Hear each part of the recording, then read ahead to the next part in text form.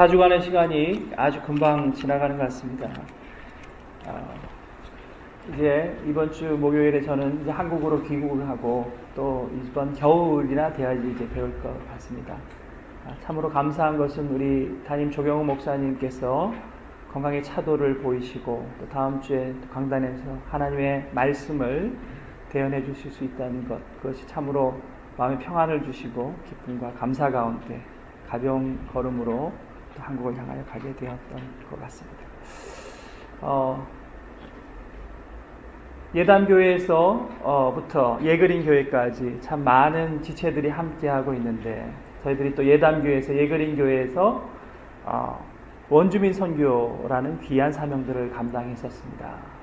그때마다 참 어떤 지체들은 자신의 휴가를 반납하고 또 어떤 형제들은 박사학위를 그렇게 어렵게 외국에서 받고 나서 한국에서 교수로 인터뷰를 보는 그 날짜와 원주민 선교가 겹쳐서 그래서 인터뷰를 가지 아니하고 직업과 평생의 수고와 노력들을 포기하고 하나님 앞에 자신의 젊음을 드렸던 그 감격의 순간들이 너무나 지금도 생생하고 그러한 하나님께 드렸던 그 귀한 시간들이 수정처럼 저희 마음에 녹아서 또 오늘의 신앙들을 한국교회에서의 그리고 또 한국신학교에서의 그 사명들을 감당케 하고 계시는 것 같습니다. 지난주에는 미국에서 학 2년간 목회하던 그 지체들을 만났습니다. 참 만나는 순간부터 또 눈물이 나고 또 마치 우리 예그린에서 지체들과 헤어질 때처럼 그런 눈물의 샛별. 과연 왜 이렇게 나는 떠나야만 하는 것일까? 또 왜 이렇게 주님의 말씀을 들고 옮겨가야 하는 그런 세상으로 말하면 팔자를 가지고 살아가는 것일까? 그런 생각을 했었습니다. 우리가 아는 것처럼 우리 북미주에서 해외 디아스포라 한인 교회 중에서 가장 큰 교회는 그리고 가장 큰 사명을 감당하고 있는 역사 있는 교회는 LA에 있는 나성영락교회입니다. 얼마 전 나성영락교회의 담임 목사직을 사임하시고 한국 잠실교회로 옮기신 임영천 목사님이라는 분이 계십니다. 그의 아버님도 노량진교회 담임 목사로 평생을 하나님을 섬겼고 그의 형님도 평천교회 담임 목회자로 있습니다. 그분을 만나서 제가 한국에서 여러 가지 얘기들을 나누었습니다. 왜 미국이라는 그 풍요로운 곳에서 안정된 목회를 하시면서 남은 여생을 얼마 남지 않았는데 은퇴하시고 또 풍요로이 조용히 보낼 수도 있었지만 왜 이곳으로 오셨습니까? 한국에 오셨더니 참 어려움을 많이 당하시는 거예요. 노란 리본을 메고 갔더니 세월호에 죽었던 아이들을 건지는 의미로 노란 리본을 메고 갔더니 왜 노란 리본을 메고 왔느냐 해서 노란 리본을 뗐더니 또 왜 노란 리본을 뗐느냐 하여튼 여러 가지 어려움들을 당하셨다고 해요. 그런데 왜 한국으로 그렇게 임지를 옮기셨습니까? 하니까 그분이 이렇게 말씀을 하셨습니다. 우리 그리스도인의 삶은 서바이벌이 아니라 리바이벌이기 때문에 그렇습니다. 우리가 생존을 위하여 살아간다면 그저 먹고 사는 것 때문에 살아가겠지만 나는 이 땅 가운데 분명히 하나님의 나라의 부흥을 꿈꾸며 그 사명자로 살아가기를 원합니다. 나에게 있어서 의식주는 단지 이 사명을 감당하는 것에 지나지 않습니다. 먹고 살기 위해 살아가는 인생이라면 얼마나 가치 없는 인생이겠습니까? 그런 말씀을 하셨습니다. 그 말씀을 듣고 나서 저희 마음 가운데 그 말씀이 박혀버렸어요. 나의 인생은 서바이벌인가? 나는 먹고 살기 위해서 교수직을 하고 있는 것인가? 나는 목회자가 되었던 것인가? 아니면 이 땅 가운데 하나님의 나라, 푸르고 푸른 그리스도의 계절을 위해서 살아가는 인생인가? 사명자인가? 아니면 생존자인가? 아틀랜타에 가서 사실은 지난주에 처음으로 랜딩했던 그 땅을 보고 오고 싶었습니다. 그 첫 마음, 한국에서 참으로 소망교회라는 교회와 그리고 부목사로 있던 그 교회를 두고 미국 땅에 정말 신천지와 같은 곳에 도착해서 참으로 밤을 지새우며 고민하였던 그 시절, 그 첫사랑의 그 첫 마음, 퇴색되지 않은 그 목회자의 마음을 다시 한번 느끼고 싶었는지도 모르겠습니다. 그리고 이제 오는 길에 필라델피아에 가서 존경하였던 우리 이모부님의 묘지를 가보고 오고 싶었습니다. 저는 어렸을 때 참 우리 이모부를 좋아했습니다. 그 이모부님은 한국에서 아주 존경받는 영어 교사였고 고려대학교를 나오신 분이셨습니다. 아니 국회의원이 친구가 즐비한 아주 우리 가문에서는 가장 똑똑하시고 모든 가문에 경조사가 있을 때 그분께 문의를 드리는 지혜자였습니다. 영어 교사였기 때문에 미국으로 이민 가시던 1975년도 우리 모두는 그분이 미국에서 무슨 큰 정치인이나 벼슬아치가 될 것이라고 예상을 하고 모두가 그 환송했던 기억이 납니다. 그러나 그는 미국 땅에 도착해서 세탁소를 하셨고 결국에는 세탁소를 그만두시고 세탁소의 배달원의 일을 하시다가 그리고는 필라델피아에 있는 교회 묘지에 쓸쓸히 암으로 소천하셔서 묻혀 계십니다. 이모부님이 돌아가시고 나서 저희 이모님은 어쩌면 자유의 몸이 되셔서 로스앤젤레스로 가셔서 친구 권사님들과 같이 피트니스 클럽을 다니시면서 80의 노구를 정정하게 보내고 계십니다. 우리의 인생은 과연 무엇일까? 그래서 이모님에게 여쭤봤습니다. 이모님, 교회에서 허락한 미스터 송 그리고 미세스 송이라고 묘지를 2개를 만들어 주셨어요. 그래서 이모님이 묻힐 공간까지 만들어 주셨습니다. 그 교회 묘지에 꽃을 헌화하려고 이번에 가려고 합니다. 잘하는 일이다. 이모도 가셔서 거기 묻히실 거죠? 아니, 나는 LA에 묻힐 거야. 평생 같이 살았지만 그래도 같이 묻히고 싶지는 않아. 과연 우리의 인생은 무엇일까? 정말 우리 이모부님이 보고 싶었습니다. 그 누워 계신 그 자리. 왜냐하면은 제가 초등학교 6학년 때 자식이 없었던 우리 이모님은 어댑터로 저를 데리고 가셔서 필라델피아에서 공부를 시키고 싶어 하셨기 때문입니다. 물론 큰집 형님에게 순위에 밀려서 제 차례는 오지 않았지만 그런데 가보지 못하고 사실은 왔습니다. 오늘 또 주일 설교가 있기 때문에 바로 올라왔는데 그 애틀란타에서 또 목회하시는 선배 목사님이 한 분 계신데 그분의 교회의 이름은 한뜻 사랑교회, 하나님의 뜻. 과연 이 거친 이민 생활을 살아가는 우리, 생존을 위해서 아침부터 저녁 늦게까지 손이 붓도록 식당에서 또 자동차 정비소에서 그리고 태권도장에서 수고하고 애쓰는 우리의 삶은 무엇인가? 생존을 위하여 살아가는 것인가? 하나님이 우리에게 허락하신 사명을 위하여 살아가는 인생인가? 신학교에도 초계와 같이 자신이 가지고 있었던 많은 사회적 명예를 버리고 신학교로 오는 친구들이 있습니다. 아니 로스쿨을 다니고 이제 1년 후에는 변호사가 되는데 초계와 같이 그것을 버리고 지방신학교의 전도사가 되기 위해서 왔습니다. 이해할 수 없는 형제들이 있었습니다.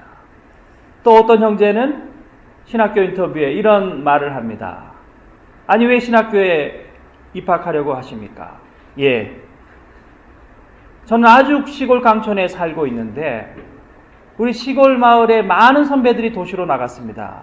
그런데 그 선배 중에서 제일 먼저 우리 마을에 금이 환영한 자가용 승용차를 까만 자가용 승용차를 타고 돌아온 선배가 있었는데 그 선배의 직업을 물어보니 목사라고 하더라고요.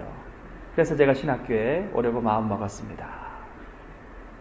여러분, 하나님의 뜻은 우리 인생 가운데 무엇입니까?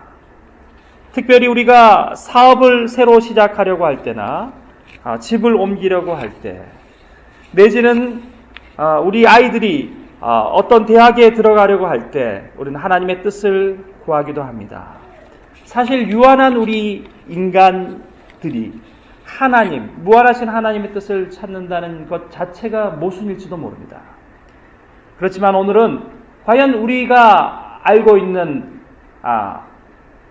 신학 그리고 성경에서는 하나님의 뜻에 대해서 무엇이라고 말씀하시는지 그것에 대해서 잠시 은혜를 나누려고 합니다.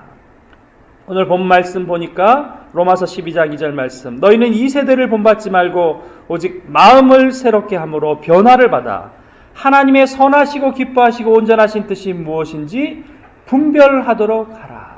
그렇게 말씀하고 있습니다. 우리 하나님의 뜻은 크게 우리 신학에서는 determined will, 확정된 하나님의 뜻이 있다는 거예요. 하나님은 이것에 대해서는 변개하지 않으신다는 겁니다. 하나님이 이미 뜻하시고 계신 확정된 뜻이 있고, 두 번째는 하나님이 우리 인생들에게 바라시는 뜻이 있다는 겁니다. 이것은 desired will 이렇게 설명할 수 있겠습니다. 하나님이 우리 인생들, 한계적 인간들에게 바라시는 뜻이 있는데 그것을 또 두 가지로 나누면요. 첫 번째는 너무 지나가 버렸는데요. 첫 번째는 일반적인 뜻, general will이 있고요. 하나님이 특정한 special will이 있다는 겁니다.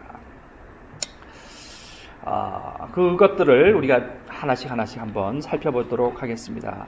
하나님의 첫 번째 일반적인 뜻은요, 무엇이겠습니까? 그것은 하나님은 우리 인생 모두가 구원에 이르기를 원하신다는 것입니다. 디모데전서 2장 4절에 하나님은 모든 사람이 구원을 받으며 진리를 아는 데 이르기를 원하신다. 이렇게 말씀하고 있습니다. 그리고 마태복음 18장 14절엔 이 소자 중에 하나라도 이루어지는 것은 하늘에 계신 너희 아버지의 뜻이 아니다. 사실은 이것 때문에 우리가 전도하는 겁니다. 하나님의 일반적인 뜻, 하나님은 우리 모두가 구원에 이르기를 원하신다는 거예요. 우리 특별히 장로교에서 잘못 이해하고 있는 것 중에 하나가 이중예정설. 그래서 전도하다가 전도가 잘 안 됩니다. 아니 계속해서 핍박하는 시누이가 있습니다. 아니 시아버지가 있습니다. 그러면 하나님께서는 저분을 불택하셨어. 불택자일 것이다. 우리는 선택받은 자다.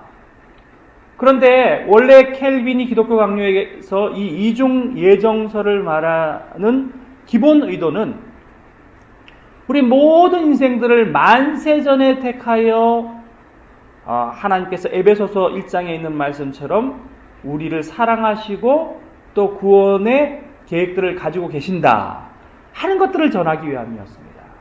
그런데 이것이 이제 잘못 오용되면서 우리가 오용하기 시작한 거죠. 하나님께서 이 사람은 불택자로, 이 사람은 선택자로. 그러나 성경 전체에서는 하나님은 모든 우리 인간들이 죄인 하나라도 돌아오기를 원하시는 것이 하나님의 뜻이라고 말씀하고 있습니다. 그래서 예수님께서 유언적 명령으로 마태복음 28장 19절 20절에 그러므로 너희는 가서 모든 족속으로 제자를 삼아 아버지와 아들과 성령의 이름으로 세례를 주고 내가 너에게 분부한 모든 것을 가르쳐 지키게 하라. 그래서 우리가 전도를 합니다. 그래서 직장에 있는 동료들도 데리고 오고요. 그리고 또 우리가 유학원에서 만난 공부하는 친구들을 데리고 오기도 합니다. 그런데 여기서 끝나버리면 안 되는 것이죠. 계속해서 양육을 해야 됩니다. 전도와 양육은 두 날과 같습니다. 그런데 지금 한국교회는 너무 또 양육에 치우쳐 버린 감이 없지 않아 있습니다. 제자와 훈련, 1대1, 맨투맨 이렇게 해서 모두가 셀 목장에서 제자와 훈련을 열심히 하고 있습니다. 그래서 이제 머리가 굉장히 커지는 거예요. 머리가 커지고 뚱뚱해집니다. 하나님의 말씀을 계속해서 듣는 거예요. 아니 인터넷만 켜봐도 분당 우리교회 이찬수 목사님, 선한 목자교회 유기성 목사님, 아니 우리가 섬기고 있는, 우리가 접하고 있는 별로 유명하지 않는 목사님보다 훨씬 더 설교를 잘하시는 목사님들의 설교가 막 쏟아져 내려오거든요. 수요일은 유기성, 월요일은 곽선희, 목요일은 김사만, 마음껏 들을 수 있습니다. 그래서 지금 한국교회 성도들의 모습을 경상도 사투리로 짜구가 났다고 합니다. 짜구. 경상도분 아니시면 잘 모르죠. 짜구. 아이들이요, 너무 엄마가 많이 먹이면요, 키가 커야 되는데 짜구가 나는 거예요. 빵빵해지는 겁니다. 짜구 났다 그럽니다. 너무 많이 들어서 많은 것을 알고 있어요. 비만이 되어버렸습니다. 그런데 짜구를 극복하려면 어떻게 해야 돼요? 운동을 해야 되죠. 운동. 전도를 하고 선교를 하고, 예? 우리 원주민 선교했지 않습니까? 그렇죠? 우리 시내 가서 홈리스들 섬겼지 않습니까? 그 사명을 감당하는 교회들은요, 건강하게 성장하는 겁니다. 그러나 듣기만 듣고 행하지 않는 교회는요, 한국 교회는 짜구가 나고 있어요. 너무 많이 알고 있거든요. 너무 많은 지식들을 알고 있지만 행하고 있지 않는 것입니다.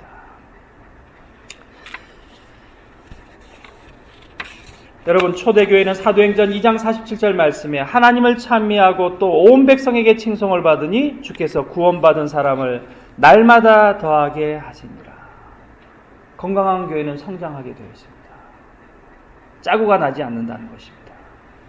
두 번째로 우리가 알 수 있는 하나님의 일반적인 뜻은 우리 모두가 거룩하게 되기를 원하십니다. 레위기 19장 2절 말씀에 너희는 거룩하라. 나 여호와 너희 하나님이 거룩함이니라.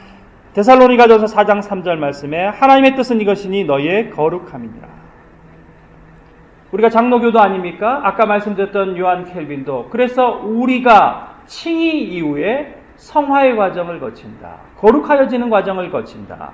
이 광야 같은 이 땅 가운데 거룩하여지고 그리고 천국에서 글로리피케이션, 영화의 모습이 될 것이다. 여러분, 거룩에 대해서는 계속해서 또 한 4주간 말씀을 전했던 기억이 있습니다. 세 번째는요, 선을 행하다가 고난을 받는 것이 하나님의 뜻이라고 말씀하고 있습니다. 베드로전서 4장 19절 말씀에 그러므로 하나님의 뜻대로 고난을 받은 자들은 또한 선을 행하는 가운데 그 영혼을 미쁘신 조물주에게 맡길지어다. 그리고 로마서 8장 17절 말씀에 자녀이면 또한 후사, 곧 하나님의 후사요 그리스도와 함께한 후사니 우리가 그와 함께 영광을 받기 위하여 고난도 함께 받아야 될 것이니라. 여러분, 우리가 고난이 없으면 사생자라고 히브리서 12장 8절에 말씀합니다. 징계는 다 받는 것이 오늘 너에게 없으면 사생자여 참 아들이 아니니라. 여러분, 우리가 하나님 앞에서 고난받는 것이 바로 그리스도인 된 표징이라는 것입니다. 제가 한국에 있을 때 설교 목사로 김해에 있는 교회 교우들을 섬겼었습니다. 김해 동부교회라는 교회의 분들이었는데요. 아주 김해에 가니까 이 화원꽃, 그래서 이제 튤립, 국화 이런 것들을 재배하는 그런 집사님이셨는데요. 너무 처음에 잘 되는 겁니다. 꽃을 하니까 네덜란드에서 이 씨를 수입해다가 하니까 너무 잘 되는 거예요. 김해에서 일본까지 수출했답니다. 카네이션. 그래서 너무 잘 되니까 이 남자 집사님이 안수 집사님인데 남자들이 너무 돈이 많이 갑자기 들어오니까 카지노라고 하죠. 한국에서는 카지노라는 명을 쓰지 않고 노름이라 그러거든요. 노름. 노름을 하기 시작한 겁니다. 노름. 그래서 재산을 탕진하고 부인 권사님은 열심히 또 기도하고 그런데 하루는 그 넓은 그 김해 평야에다가 비닐하우스에 이제 국화와 또 저쪽 동에는 카네이션을 이렇게 재배하는데 하나님이 비를 그 하우스에 주시지 않더라는 거예요. 비를. 갑자기 비가 내리지 않으니까 막 진딧물하고 이런 벌레들이 계속해서 국화를 갉아먹고 완전 사업이 쫄딱 망하게 됐다는 거예요. 그것도 20만 원, 200만 원이 아니라 몇억 원의 그런 꽃농사인데 쫄딱 망하게 됐다는 거예요. 그래서 하나님 앞에 그 비닐하우스 꽃 위에 막 땅바닥에 엎드려서 막 반항했다는 겁니다. 하나님, 이제 좀 먹고 살만하니까 비 그깟 그거 주시면 될 걸 가지고 하나님이 왜 우리 땅에는 비를 주시지 않으셔서 이 진드기들이 이렇게 계속 좀 제발 비를 주십시오, 비를 주십시오. 간절히 기도했는데 비를 주시지 않더라는 거예요. 비를. 참, 우리가 비를 내리는 것, 햇빛을 주시는 것 또한 하나님께서 주시는 은혜라는 것을 알아야 할 줄 압니다. 그런데 그렇게 기도하다 보니까 회개가 나오더라는 거예요. 모든 불평과 불만들이 다 쏟아져 나오고 나서는 하나님 잘못했습니다. 제가 방탕하게 살았습니다. 내 아내 권사가 그렇게 기도하고 있는데 저는 너무 방탕한 탕자와 같이 살았습니다. 하나님 용서하여 주십시오. 그래서 이 논바닥에 철퍽 주저앉아서 눈물을 흘렸다는 거예요. 그런데 출애굽기의 역사들이요, 어느 날도 일어난다는 거예요. 갑자기 김해 평야 저쪽에서요, 갑자기 하늘을 까맣게 뒤덮고 참새들이 몰려오더라는 거예요. 그러더니 그 많은 참새떼들이 다 자기 화원에 앉아서 그 진드기들을 쪼아먹기 시작하더라는 거예요. 그러더니 다시 꽃이 자라기 시작하더라는 겁니다. 기적 같은 역사로 다시 꽃 농사를 지을 수 있었다고 집사님이 말씀하셨습니다. 여러분, 그렇습니다. 우리는 때로는 우리 앞에 있는 고난에 대해서 부정합니다. 왜 내 인생에 고난밖에 없는 것일까? 우리 인생은 왜 고난으로 점철되는 것일까? 그러나 우리가 하나님의 뜻에 따라서 선을 행하다가 고난을 받는 것은 하나님의 뜻이며 바로 우리가 사생자가 아닌 하나님의 아들과 딸이라는 증거라고 성경은 말씀하고 있습니다. 네 번째로 하나님의 일반적인 뜻은 성경 가운데 직접 말씀해 주시는 것입니다. 데살로니가전서 5장 16절 18절에 보면은 항상 기뻐하라, 쉬지 말고 기도하라, 범사에 감사하라. 이는 너희 안에서 우리에게 향하신 하나님의 뜻이니라. 그리고 구약성경의 십계명, 마태복음 5장 이하에 예수님께서 주신 천국 윤리 강령인 산상수훈, 이런 뜻을 통하여 우리는 하나님의 뜻들을 알 수 있습니다. 무엇을 하라, 하지 말라, 그런즉 먹든지 마시든지 무엇을 하든지 다 하나님의 영광을 위하여 하라 하신 고린도후서 10장 30절 말씀, 고린도후서 6장 14절에 믿지 않는 자와 멍에를 같이 하지 말라. 이렇게 계속해서 성경 가운데 주시는 그러한 하나님의 뜻들이 있습니다. 무엇보다도 가장 중요한 것은 예수 그리스도를 통해서 우리에게 나타난 하나님의 뜻입니다. 십자가에서 죽기까지 우리를 사랑하신 예수 그리스도, 그리고 우리의 주 되신 예수님 따라서 우리도 그 남은 고난을 우리의 인생 가운데 채우며 악한 세대를 본받지 아니하고 주님을 따라 살아나가는 우리의 인생, 이것이 가장 일반적인 하나님의 뜻들입니다. 그러면은 아까 말씀드린 좀 더 구체적인 스페셜 윌, 하나님께서 우리 인생 각자에게 허락하신 특정적인 뜻들을 아는 방법들을 잠시 소개해 드리려고 합니다. 첫 번째로는요, 우리는 성경을 열심히 읽고 묵상을 하면서 말씀이 육신이 되는, 요한복음 1장 14절 말씀처럼 말씀이 육신이 되는 하나님의 음성을 반드시 들어야 한다는 것입니다. 제가 이번에 김해 동부교회 설교하러 갔더니요, 한 3달 설교를 하는데, 예전에 제가 공군사관학교 지원했을 때 41기로 지원했었는데 40기, 41기들이 있더라고요. 김해가 이 김해공항이 있잖아요. 그래서 그때 이제 공군사관학교 선배되었던, 그리고 또 후배되었던 분들을 만날 수 있었습니다. 물론 저는 가입교를 해서 정식 입학을 하지는 못했었습니다만, 신원조회에서 안 돼서. 그런데 그분들이 이렇게 같이 갔던 친구들은 중령으로, 또 비행기가 떨어져 죽기도 하고, 또 기장이 되고 아시아나항공 기장이 된 친구들도 있고 그렇더라고요. 그런데 정말 1988년도에 공군사관학교에 최종 낙방을 하던, 신원조사에서 떨어져서 낙방하던 그날은 정말 저에게 암흑 같은 그런 날이었습니다.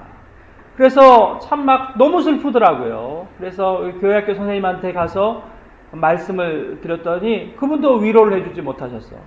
제가 이 슬픔의 날 하나님 앞에 철야하자. 그리고 이제 교회에 왔었어요. 그래서 교회에서 하나님, 왜 내가 낙방했습니까? 신체검사도 학력고사도 다 합격을 했는데 하나님 이렇게 하시면 어떡하십니까?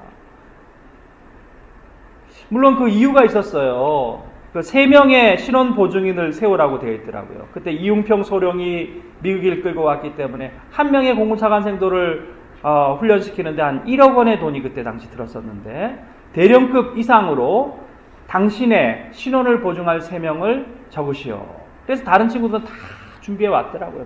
동네 정치인, 이종 사촌, 사돈의 8촌까지 다 해서 대령급 이상의 연대 보증인을 세웠는데, 저는 그때 너무 신앙이 돈독해서 우리 시골교회 담임 목사님 이름 손무덕 목사, 그리고 경북대학교 철학과 다니다가 시국사범으로 몰려서 지금 빨간 줄 리스트에 지금 경찰의 수배방에 쫓기고 있는 전남수 청년회장, 목사가 나중에 됐습니다만, 그리고 마지막 세 번째, 우리 가문에서 존경하는 우리 친척 중에 한 분의 이름을 우리 외삼촌 이렇게 적었더니 떨어지죠, 당연히. 자, 그날 저녁에 왔는데 까만 성전에 누가 보던 성경이 하나 펼쳐져 있는데, 그 성경에 이사야 48장 10절 말씀이 적혀 있었습니다. 아니, 펼쳐져 있었죠.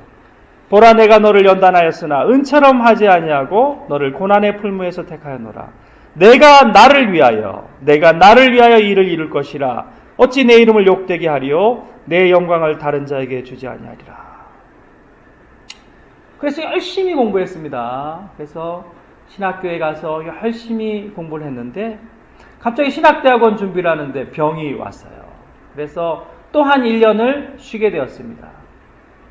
동산병원 응급실에서 생사를 다투는 그러한 투병을 하고 있었습니다.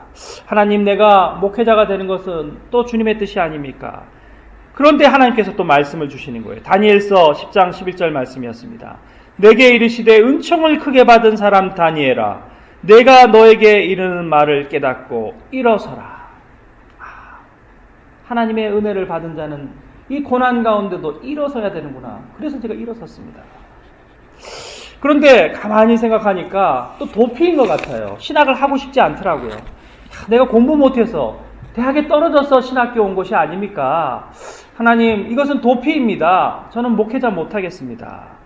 그런데 또 하나님께서 로마서 11장 29절 말씀을 그때 주셨습니다. 하나님의 은사와 부르심에는 후회하심이 없느니라. 하나님이 부르셨다는 거예요. 하나님, 내가 하나님의 부르심에 합당한 삶을 살겠습니다. 그러고는 그 뒤에는 이제 목회자가 되었습니다만, 그런데 이렇게 제가 말씀을 전하지만 이렇게 말씀을 읽는 것에 대한 오용도 많이 있습니다. 이것이 얼마나 이렇게 말씀을 많이 읽었으면요, 이 신학에서 하나의 어떤 체계로 표현되어 있습니다. 이것을 진젠도르프식 성경 읽기라고 합니다. 열심히 꾸준히 읽지 않고요, 일명 영어로 이제 핑거 포인팅이라고 하는데요, 한국말로 경상도사투리로 띠끼기입니다. 띠끼기. 예. 아침에 그냥 띠끼는 거죠. 그냥 나에게 주시는 말씀을 띠끼는 겁니다. 그냥 펼쳐져 있는 대로 읽는 거예요. 그래서 어떤 사람이 이렇게 읽었다는 거 아닙니까? 처음에 딱 읽으니까 거짓말하지 말라, 선을 도모하라, 좋은 말씀 나와서 그대로 행했다는 거예요. 그랬더니 하루는 탁 핑거 포인팅을 하니까 마태복음 27장 5절, 유다가 물러가서 스스로 목매어 죽으니라. 이상하다. 내가 목매어 죽어야 되나? 다시 딱 읽었더니 누가복음 10장 30절, 예수께서 이르시되 너도 이와 같이 하라. 그래서 다시 한번 열심히 기도하고 다시 힘차게 펼쳤더니 요한복음 13장 20절, 네 하는 일을 속히 하라. 이렇게 나왔다. 여러분, 그래서 베드로후서 1장 20절 말씀에 성경의 모든 예언은 사사로이 풀 것이 아니라 이렇게 말씀하고 있습니다. 그래서 우리 큐티가 필요한 겁니다. 큐티. 저도 이제 생명의 말씀으로 큐티를 하고, 또 예전엔 매일 성경으로 하고, 또 학창 시절에는 날마다 주님과라는 것으로 큐티를 했었는데요. 큐티라는 것은요, 하나님께서 우리를 통해 당신의 음성을 들려주시는 통로입니다. 새벽기도죠, 새벽기도. 우리가 큐티하지 못할 때는 새벽기도를 통해서 하나님, 오늘 나에게 말씀하여 주시옵소서. 그래서 칼 바르트라는 신학자는 성경에 있는 말씀, 그리고 예수 그리스도, 선포된 하나님의 말씀, 이 세 가지를 말씀의 삶 직분이라고 얘기했습니다. 그래서 기록된 말씀 성경, 선포된 말씀 설교, 계시된 말씀 예수 그리스도라고 표현하고 있습니다. 개혁신학자 윌리엄 몰트만은 폴 테이스트, 그러기에 우리가 하나님 앞에 나와서 구원의 기쁨 가운데 응답하는 이 행위는 천국을 미리 맛보는 행위다, 이렇게 말씀하고 있습니다. 두 번째, 우리가 성경 말씀 외에 또 하나님의 음성을 들을 수 있는 기회는 바로 방금 말씀드린 바르트와 몰트만의 이야기처럼 바로 예배를 통하여 선포되어지는 말씀 가운데, 그리고 성례전 가운데입니다. 세 번째로 우리는 그리스도인, 특별히 다른 이웃 그리스도인과의 교제를 통하여 하나님의 말씀을 들을 수 있습니다. 아까 말씀드렸던 한국교회 부흥의 역할을 했던 제자화 훈련, 셀 목회, 목장 목회, 이것이 다 하나님의 음성을 우리 이웃 지체들을 통하여 듣는 것이죠. 아니, 저 집 남편이 변한 거예요. 저 집 아내가 변한 겁니다. 왜 변했냐니까 말씀으로 변했다는 거예요. 그래서 335 가구마다, 가까운 동네에 있는 안악마다 커피 브레이크를 같이 하고, 또 남편들이 함께 오는 금요일 저녁마다 셀 식구, 목장 식구들이 함께 말씀을 나누는 것이죠. 그래서 고린도후서 13장 13절 말씀에 따라서 우리 모든 목사님들이 축도를 하는데, 주 예수 그리스도의 은혜와 하나님의 사랑과 성령의 교통하심이 너희 무리와 함께 있을지어다 할 때 마지막이 이 꼬무니오 쌍토룸, 성도의 교제를 말하는 거예요. 그래서 모든 우리 한국교회 목사님들도 그렇게 축도를 했었어요. 함께 있을지어다. 그런데 대한예수교 장로회 통합 측 총회에서 연세 많은 장로님들이 젊은 목사가 함께 있을지어다. 어디 반말이냐. 함께 하시옵기를 간절히 축원하옵나이다로 바꿔라. 그래서 바꿔진 거 아닙니까? 그죠? 그래서 이제는 모든 젊은 목사님들이 영원히 함께 하옵기를 간절히 축원하옵나이다. 성경에 없는 거예요. 그런데 그렇게 타협하게 되었습니다. 사실은 함께 있을지어다가 맞는 거예요. 그래서 합동에서는, 고신에서는 아직도 말씀대로 그대로 합니다. 그 함께 있을지어다가 바로 성도의 교제를, 코무니엄 쌍토룸을 말하는 겁니다. 네 번째, 닥쳐오는 환경적 근거를 통하여 우리는 하나님의 특정한 뜻을 알 수 있습니다. 요나를 보십시오. 요바로 내려가 다시스로 가던 그에게 니느웨로 가도록 큰 물고기와 풍랑을 준비하셨습니다. 우리가 아는 것처럼 기도원은 양털로 하나님의 뜻을 구하였습니다. 선지자들은 꿈이나 우림과 둠빔으로 제비뽑기를 통하여, 환상과 천사를 통하여 하나님의 뜻을 구하였습니다. 여러분 아는 것처럼 온누리교회는요, 서울 온누리교회는 장로님들을 뽑을 때요, 인간들의 모습으로 뽑지 않으려고요, 안수집사님들 제비를 뽑습니다. 대구에 갔더니요, 한 교회도 목사님도 이렇게 제비를 뽑았더라고요. 제비를. 얼마나 많은 목사님들이 지원을 하십니까? 그런데 우리가 어떻게 이 목사님들을 청빙할 때 이 목사님을 모실 수 있겠냐? 그래서 간절히 기도하고 청빙을 위해서 제비를 뽑았더라고요. 그런데 그 제비 뽑아서 오신 목사님이 얼마나 목회를 잘하시는지 몰라요. 물론 일장일단이 있겠습니다만, 그렇게 구약에서는 제비를 뽑아서 또 하나님의 뜻을 구하기도 하였습니다. 마지막으로 여러분, 그러면 우리가 이 하나님의 일반적인 뜻과 특정적인 뜻들을 어떻게 우리가 구하며 살아갈 수 있겠습니까? 첫 번째로, 우리는 하나님의 뜻을 구체적으로 명백히 알 수 있음을 확신해야 됩니다. 믿음으로. 우리가 찬양하잖아요. 갈 길을 밝히 보이시니. 아니, 갈 길을 밝히 보이시니 주 앞에 빨리 나갑시다 했잖아요. 갈 길을 하나님께서 밝히 보이신다고 고백하고 있지 않습니까? 시편 32편 8편에 그래서 우리의 갈 길을 가르쳐 보이겠다 주님께서 말씀하셨습니다. 하나님이 분명히 말씀 가운데 내 길을 인도하실 것이라는 믿음을 가지고 나가야 된다는 거예요. 두 번째는 하나님의 뜻을 찾기 이전에 먼저 내 삶이 하나님의 뜻을 따라 헌신된 삶을 살고 있는지를 살펴야 됩니다. 사무엘상 3장에 사무엘을 부르십니다. 엘리 선지자의 집에 있는 사무엘을 부르십니다. 처음에 자다가 하나님의 음성이 들리는 거예요. 사무엘아, 사무엘아. 엘리여 부르셨나이까? 아니라는 거예요. 다음에는 이렇게 한번 고백해봐라. 주여 말씀하옵소서, 종이 듣겠나이다. 그러자 사무엘을 통하여 하나님께서 그 사명을 주시기 시작하셨습니다. 누가복음 1장 38절에는 마리아의 이야기가 나옵니다. 주의 여자 종이오니 말씀대로 내게 이루어지이다. 순종과 결단 가운데 하나님께서 그에게 말씀하여 주셨습니다. 우리가 먼저 하나님의 말씀을 들을 결단이 있어야 된다는 것입니다. 우리가 계속해서 말씀을 나누지만 주 뜻과 지 뜻은 몸 하나 차이에요. 그런데 우리는 주 뜻대로 살지 아니하고 지 뜻대로 살아가고 있지 않습니까? 세 번째로, 우리가 하나님의 특정한 뜻을 찾기에만 집중한 나머지 너무 신비한 것들로 우리의 인생을 몰아가서 이미 알고 있는 일반적인 뜻을 따라 순종하지 못한 경우가 많다는 겁니다. 그래서 그 하나님의 뜻을 순종하며 살아가는 것이 필요합니다. 여러분 아시다시피 제가 토론토에서 담임 목회를 한 3년 정도 했었습니다. 그런데 나이아가라 폴에 영예샘이라는 기도원이 생긴 거예요. 그래서 대구에 있는 어떤 유명한 여자 종께서 오셨습니다. 그래서 이 토론토 지역의 복음화를 위해서 여선지 30명을 예정하셨다는 거예요. 그래서 토론토에 있는 많은 신앙 좋은 여자 권사님, 여자 집사님들을 데리고 와서 영의 옷을 입혀주신 거예요. 벌거숭이 임금님 알죠? 그 예화처럼. 그래서 갔다 오고는 영의 옷을 입었다는 거예요. 보이지 않는데 막 영의 옷을 입었다는 거예요. 그래서 토론토를 변화시킬 30명의 여선지 중에 한 사람이 됐다는 거예요. 그런데 제가 있던 그 교회의 장로님, 정말 신실한 장로님의 며느리가 병원에서 일하고 있었는데, 우리 토론토의 병원에서 일하고 있는데, 거기 잘못 가더니만 영의 옷을 입었다는 거예요.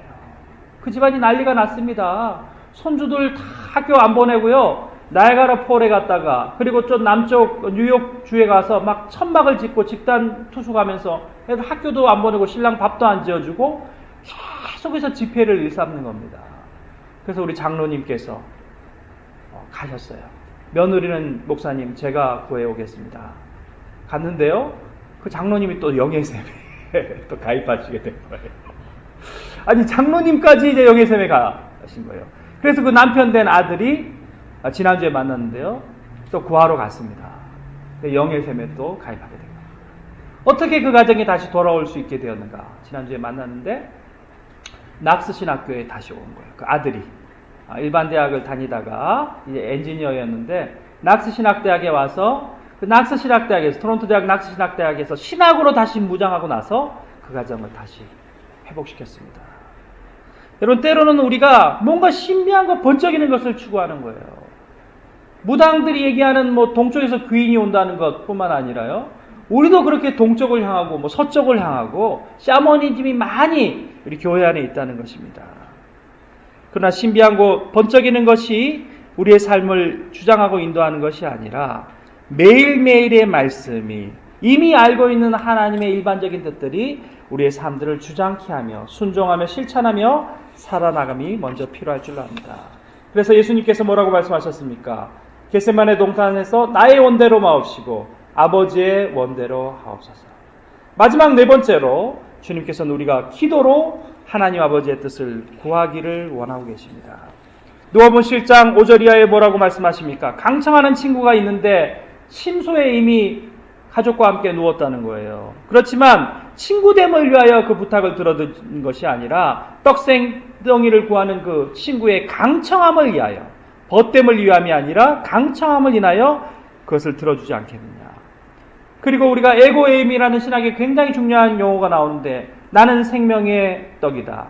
나는 양의 문이다. 나는 길이요 진리요 생명이다. 에고에임이 예수님께서 하나님 아버지께서 자기를 스스로를 이제 나타내시는 에고에임이 나는 이다라는 그 유명한 명제가 있는데요. 성경 전체에서 단 한 구절 하나님께서 자신을 악한 자에 비유하신 구절이 나옵니다.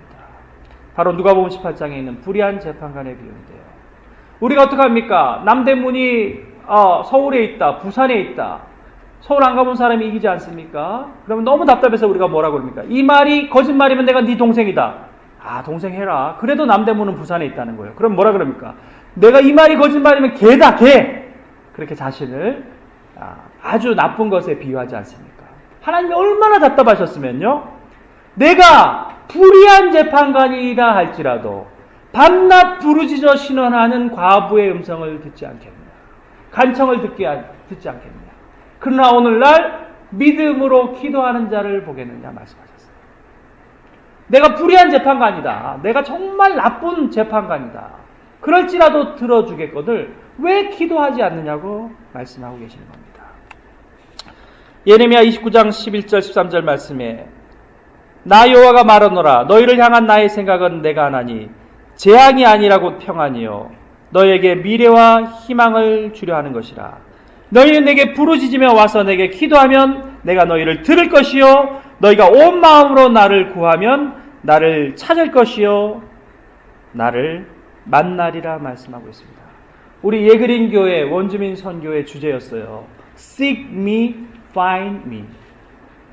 우리가 전심으로 주님을 찾고 찾으면 주님께서 만나주시고 우리의 인생 가운데 크고 비밀한 놀라운 사명들을 우리에게 보여주신다고 약속하여 말씀하고 있습니다. 사랑하는 성도 여러분, 우리가 이민자로 서바이벌, 생존을 위하여 살아가는 것이 아니라 리바이벌, 그리스도의 부흥을 위하여 살아갑시다. 우리 인생이 다시 부흥하고 우리의 가정이 다시 일어나고 우리의 교회가 일어나는 그 그리스도의 푸르고 푸른 계절을 위하여 주님의 뜻을 구하며 날마다 우리의 뜻을 그리스도의 십자가 앞에 꿇어 복종하며 살아가는 우리 인생들이 되시기를 주님은 원하고 계십니다. 우리 함께 찬양하겠습니다. 주님 뜻대로 살기로 했네.